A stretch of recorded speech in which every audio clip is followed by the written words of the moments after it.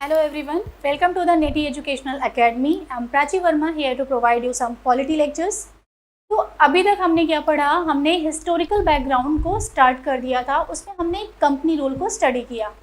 अब हम पढ़ेंगे क्राउन रूल। ठीक है, क्राउन रूल जो हमारा होता है वो 1858 से 1947 तक जाता है। तो इसमें हम देखते हैं एक एक एक्ट के बारे में, ये फीचर्स क्या हैं। तो पहला जो एक्ट आता है क्राउन रूल में वो आता है 1808 का।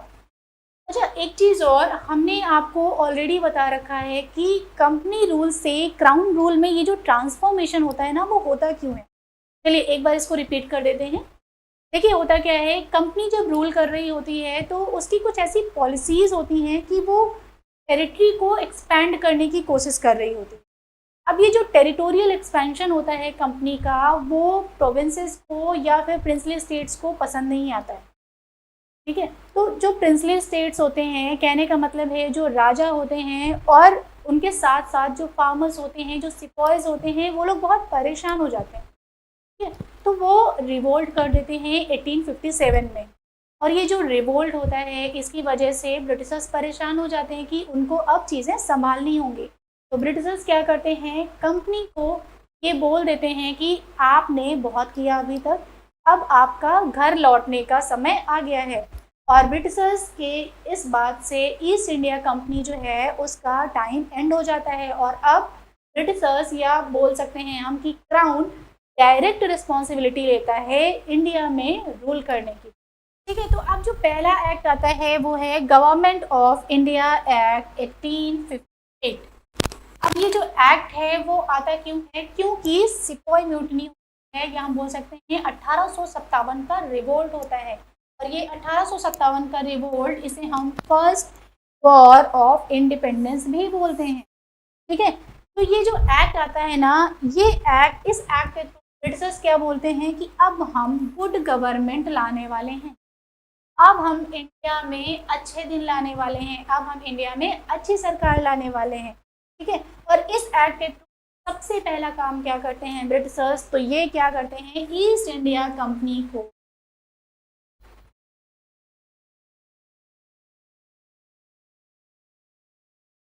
ये ईस्ट इंडिया कंपनी को अबॉलिश कर देते हैं। और ईस्ट इंडिया कंपनी को अबॉलिश करके ये उस पावर को कहाँ ट्रांसफ़र करते हैं, तो वो ट्रांसफ़र करते हैं सीधे ब्रिटिश क्राउन को। कहने का मतलब है अब इंडिया में ईस्ट इंडिया कंपनी का कोई काम नहीं है, अब डायरेक्टली ब्रिटिश क्राउन रूल करेगा। ठीक है, चलिए आगे इसमें और ये लोग क्या करते हैं। अब देखिए ईस्ट इंडिया कंपनी जा चुकी है, तो जो ईस्ट इंडिया कंपनी के टाइम पे डबल गवर्नमेंट का सिस्टम आया था, कोर्ट ऑफ डायरेक्टर्स का और बोर्ड ऑफ कंट्रोल का, क्या उसकी अब कोई ज़रूरत रह जाएगी, तो नहीं। तो इसलिए अब ये क्या करते हैं, जो सिस्टम होता है ना डबल गवर्नमेंट का, उसको भी एंड कर दिया जाता है। अब ना तो कोर्ट ऑफ डायरेक्टर्स रहेंगे और ना ही बोर्ड ऑफ कंट्रोल रहेंगे। ठीक है, नेक्स्ट ये क्या करते हैं, अब देखिए इन्होंने अभी तक गवर्नर जनरल ऑफ इंडिया को बना रखा है। ठीक, अब उस गवर्नर जनरल ऑफ इंडिया को जो बनाया था इन्होंने, उसका डेजिग्नेशन ये चेंज करते हैं और ये क्या कर देते हैं, गवर्नर जनरल ऑफ इंडिया से वायसरॉय में कन्वर्ट कर देते हैं। अब ऐसा ये करते क्यों हैं, देखिए कंपनी को हटा रहे हैं। कंपनी को हटाने का मतलब है कुछ दिखना भी तो चाहिए ना कि कंपनी गई है और ब्रिटेन क्राउन डायरेक्ट रूल कर रहा है, तो पोस्ट को ही चेंज कर दो, गवर्नर जनरल ऑफ इंडिया से वायसरॉय कर दो। ठीक है, तो इन्होंने पोस्ट को चेंज कर दिया और जो पहले वायसरॉय बनते हैं वो बनते हैं आपके लॉर्ड कैनिंग। ठीक है, लॉर्ड कैनिंग पहले वायसरॉय बनते हैं। अब यहाँ पर एक नया ऑफिस ये लोग क्रिएट करते हैं और वो होता है secretary of state for India का। अब ये क्या है, इंडिया में जैसे अभी का सिस्टम हम समझते हैं कैसा होता है, सेंटर पे पीएम होते हैं जो चुनकर आते हैं। ठीक है, और पीएम के साथ चीफ सेक्रेटरी होते हैं। और चीफ सेक्रेटरी कौन होते हैं, ये ब्यूरोक्रेट होते हैं। ठीक है, वैसे ही स्टेट में क्या होता है, सीएम होंगे, सीएम के साथ भी ऐसे ही सेक्रेटरी लगे होते हैं। विलेज की अगर हम बात करें, विलेज में कौन होगा, प्रधान होगा। और प्रधान के साथ भी सेक्रेटरी लगे होते हैं, सचिव। तो यहाँ पे ना एक सिस्टम बन रहा है, कैसा, ये लोग चुनकर आते हैं, इनके साथ साथ ब्यूरोक्रेसी लगी हुई, ठीक है। तो ये बिल्कुल ऐसा ही सिस्टम उस टाइम पे चल रहा था। क्या चल रहा था, एक तो वायसरॉय होगा इंडिया का, जो इंडिया लेवल पे रूल करेगा, उसके साथ साथ एक सेक्रेटरी ऑफ स्टेट होगा, वो वायसरॉय पे नजर रखेगा। और ये सेक्रेटरी ऑफ स्टेट होता था ना, वो ब्रिटेन के कैबिनेट का मेंबर होता था। और इस सेक्रेटरी ऑफ स्टेट का काम क्या होगा, वायसरॉय इंडिया में जो भी डिसीजंस ले रहे हैं वो कुछ गड़बड़ तो नहीं कर रहे हैं, क्या कर रहे हैं वो इंडिया में, वो सारी खबर कहाँ जाकर देना, ब्रिटेन के पार्लियामेंट में, ठीक है। तो ये काम किसका था,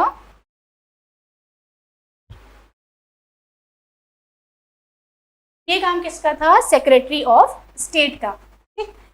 अब ये सेक्रेटरी ऑफ स्टेट क्या अकेले काम कर सकता है, तो नहीं, इनके अंडर में इन्होंने एक 15 मेंबर की काउंसिल बना दी और इसको बोला गया काउंसिल ऑफ इंडिया। ये बिल्कुल ऐसे है जैसे चीफ सेक्रेटरी होते हैं, वो सीनियर मोस्ट आईएएस ऑफिसर होते हैं, तो उनके अंडर में कुछ लोग भी होंगे ना जो पीएम की हेल्प करेंगे। बिल्कुल वैसे ही जो सेक्रेटरी ऑफ स्टेट थे, उनके अंडर में 15 लोगों की काउंसिल बनी। वो लोग क्या करेंगे, ये जो पूरी काउंसिल बनेगी ना, उसके हेड होंगे सेक्रेटरी ऑफ स्टेट। अब ये पूरे लोग मिलकर ये क्या करेंगे, वायसरॉय को एडवाइस देंगे क्या करना है और क्या नहीं करना, ठीक है। तो ये कहीं ना कहीं किस टाइप की बॉडी थी, तो ये बॉडी थी एडवाइजरी। काउंसिल ऑफ इंडिया जो बनाई गई वो एक एडवाइजरी, ठीक है। ओके, अब ये एक्ट रहा 1858, उसके फीचर्स हमने देखे। नेक्स्ट एक्ट जो आता है वो आता है इंडियन काउंसिल एक्ट ऑफ 1861। अब यहाँ पे टर्म को ध्यान दीजिएगा, काउंसिल्स एक्ट। काउंसिल्स एक्ट का क्या मतलब, हमने यहाँ पर ये देखा था कि जो वायसरॉय की लेजिस्लेटिव काउंसिल है या जो पार्लियामेंट है, उसमें अब क्या होगा, धीरे धीरे इंडियंस को इंक्लूड किया जाएगा। क्यों, ऐसा क्यों किया जाएगा, क्योंकि 1857 का जो रिवोल्ट हुआ था उसमें इंडियंस जो है वो काफ़ी ज़्यादा बौखला गए थे, है ना। और ब्रिटिशर्स को ये साफ साफ दिखा था, ब्रिटिशर्स ने सोचा कि अब हमें इंडियंस को लालच देना पड़ेगा और हमें इंडियन से ये बोलना पड़ेगा कि हम आपके अच्छाई के लिए रूल कर रहे हैं। अगर हम यहाँ पे रूल नहीं कर रहे होंगे तो आपको प्रॉब्लम होगी आगे चल के। इसीलिए वो बोलते हैं कि हम गुड गवर्नमेंट लेकर आ रहे हैं। अब गुड गवर्नमेंट लेकर आ रहे हैं तो दिखना भी तो चाहिए ना, तो वो क्या करते हैं, अब काउंसिल जो होती है या हम बोल सकते हैं जो पार्लियामेंट होती है उस टाइम की, इंडियंस को इंक्लूड करना स्टार्ट करते हैं। इंडियंस को लॉ मेकिंग प्रोसेस में पार्टिसिपेट करने के लिए इनवाइट करते हैं वो, ठीक है। तो यहाँ पे क्या हो रहा है, इंडियंस को ये गारंटी दी जाती है कि उनको वायसरॉय की काउंसिल में अब जगह मिल जाएगी, ठीक।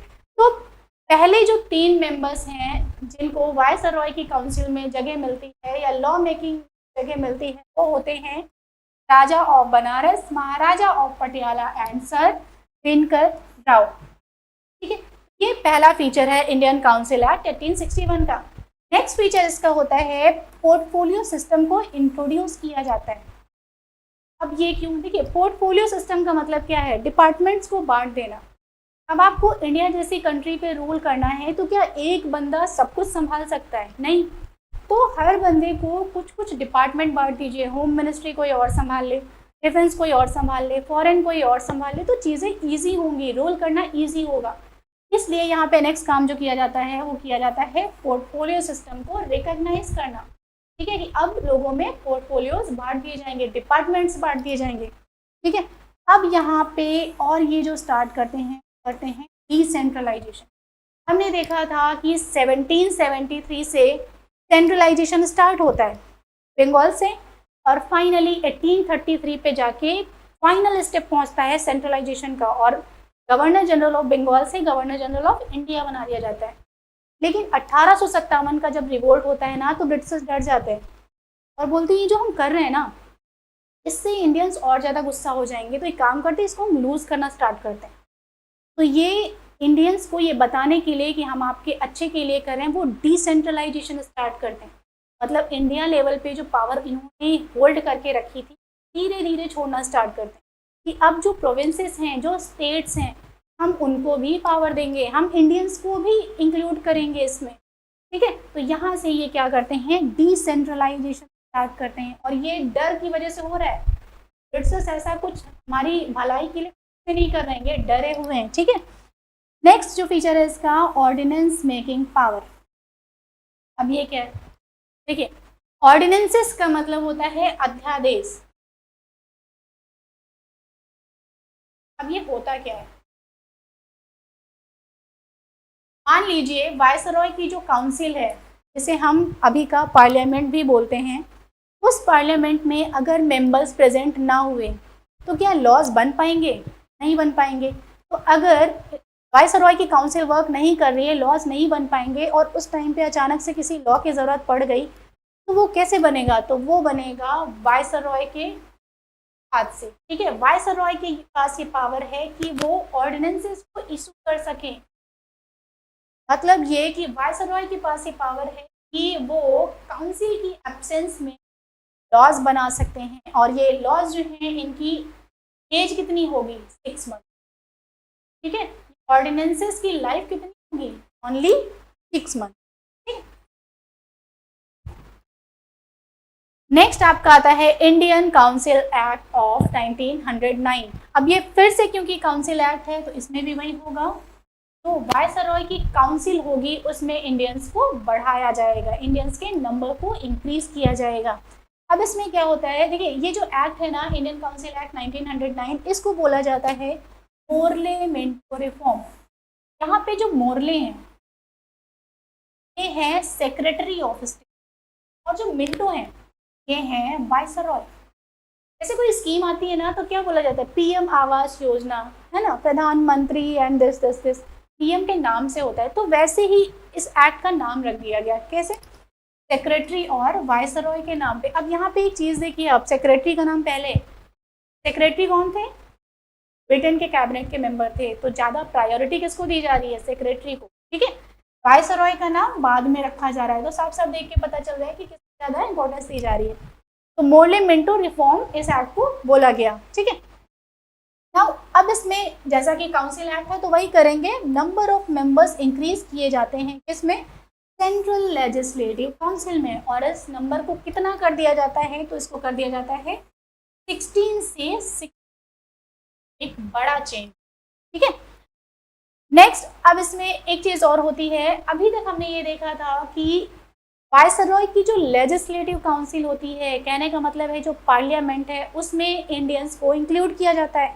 अब इस एक्ट के थ्रू एक चेंज और किया जाएगा, अब वायसरॉय की जो एग्जीक्यूटिव काउंसिल होगी, एग्जीक्यूटिव काउंसिल एक ऐसी काउंसिल जो लॉज को एग्जीक्यूट करता है, वहाँ पे भी इंडियंस को इंक्लूड किया जाएगा। और सत्येंद्र प्रसाद सिन्हा पहले इंडियन होते हैं जो वायसरॉय की एग्जीक्यूटिव काउंसिल को ज्वाइन करते हैं एज अ लॉ मेंबर,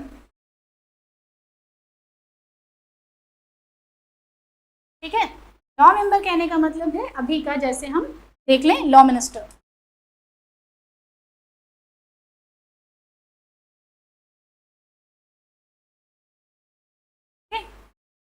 अभी का जैसे लॉ मिनिस्टर होता है, लॉ मिनिस्टर एग्जीक्यूटिव ही होता है, वैसे ही उस टाइम पे सत्येंद्र प्रसाद सिन्हा पहले लॉ मेंबर बनते हैं, ठीक है। और यहाँ पे क्या होता है, 1909 में एक चीज की जाती है, कम्युनल रिप्रेजेंटेशन। अब ये क्या है, हम एक्ट पढ़ रहे हैं 1909 का, इससे पहले हो क्या चुका था, तो उससे पहले 1905 में हुआ था बंगाल का पार्टीशन।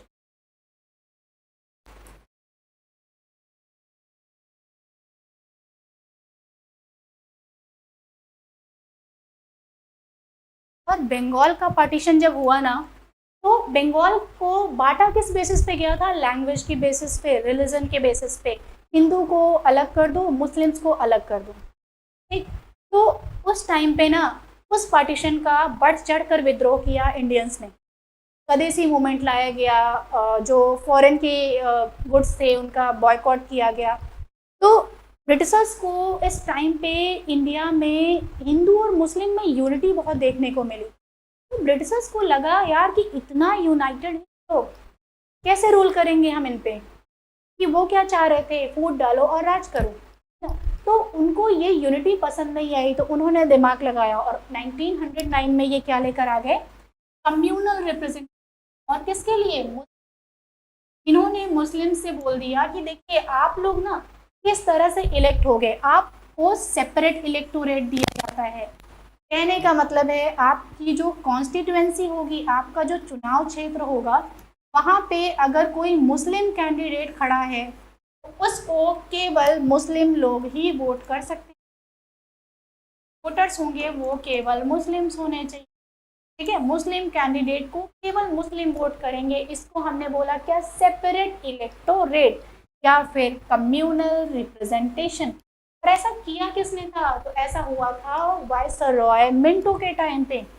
इसलिए लॉर्ड मिंटो को क्या बोला गया, फादर ऑफ कम्युनल इलेक्टोरेट। ये कम्युनल इलेक्टोरेट के जनक कहलाए। अब यहाँ पे ध्यान दीजिए, 1909 का जो एक्ट था ना, वो मोर्ले मिंटो रिफॉर्म कहलाया था। मोर्ले जो सेक्रेटरी थे, मिंटो जो वायसरॉय थे। वायसरॉय का नाम बाद में आ रहा था, लेकिन बदनामी के टाइम पे किसका नाम आया, मिंटो का नाम। वायसरॉय बदनाम हो रहे हैं, सेक्रेटरी नहीं बदनाम, ठीक है। कभी भी एक IAS ऑफिसर बदनाम नहीं होता, स्कीम जब आती है तो PM के नाम पे आती है, बदनाम भी PM ही होते हैं। तो यहाँ पे ये हो रहा था, ठीक है। क्यों, क्योंकि इन्होंने कम्युनलिज्म को लीगलाइज कर दिया था, लीगली ये लेकर आ गए थे, इसलिए मिंटो को फादर ऑफ इलेक्टोरेट कहा गया, ठीक। तो ये कुछ एक्ट्स देखे हमने क्राउन रूल में, ठीक है। आगे हम नेक्स्ट स्लाइड में कंटिन्यू करेंगे, नेक्स्ट PPT में, नेक्स्ट लेक्चर में, ओके। अगर आपको ये अच्छा लगा हो तो प्लीज़ कमेंट बॉक्स में ज़रूर बताइए। चलिए, थैंक यू।